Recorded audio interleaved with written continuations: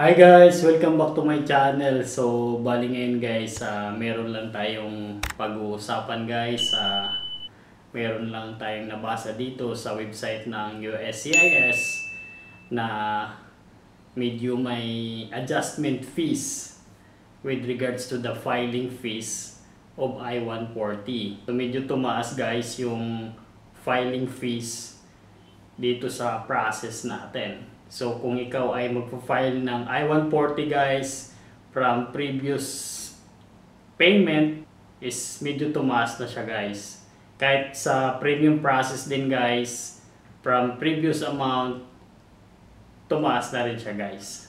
This adjustment guys, it will affect on April 1, 2024. So guys, before we will proceed to our topic, so disclaimer lang guys, so the details that we are publishing here now or the details that we discuss here is based on the website of USCIS. So general awareness lang guys.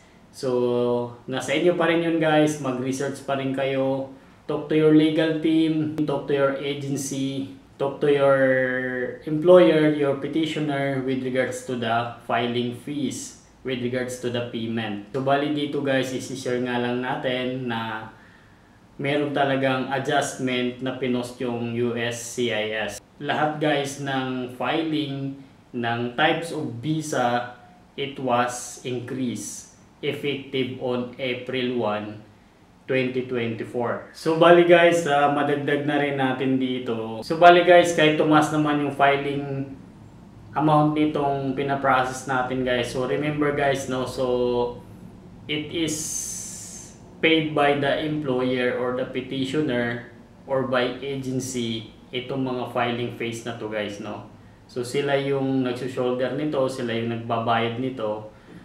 So kung merong negotiation na baka kayo yung magbabayad or half guys, so maybe I can recommend guys check this petitioner or this employer guys, kasi based in our experience guys, sagot nila lahat to guys, no, sagot nila lahat to. So just in case man guys, so ulitin ko ulit, kung meron mang ganong sitwasyon na magbabayad kayo galing sa bulsa nyo, ay siguro naman it's time na maghanap-hanap muna kayo ng iba.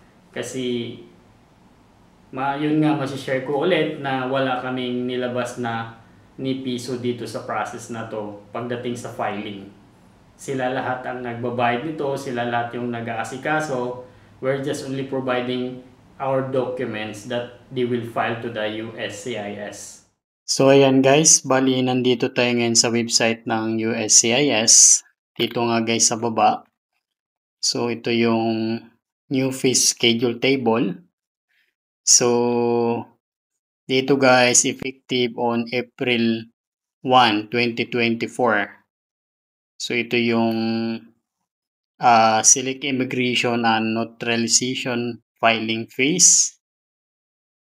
So ito yung mga types of filing guys. Ito yung mga visas na mga pina-file, tapos ito yung current payment. Ito naman yung new fees na babayaran.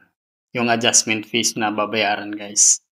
So kung pupunta nga tayo dun sa pina-process natin dito sa baba, yung I-140. Ayan guys. So ito yung I-140 guys. Yung previous payment nga niya is 700.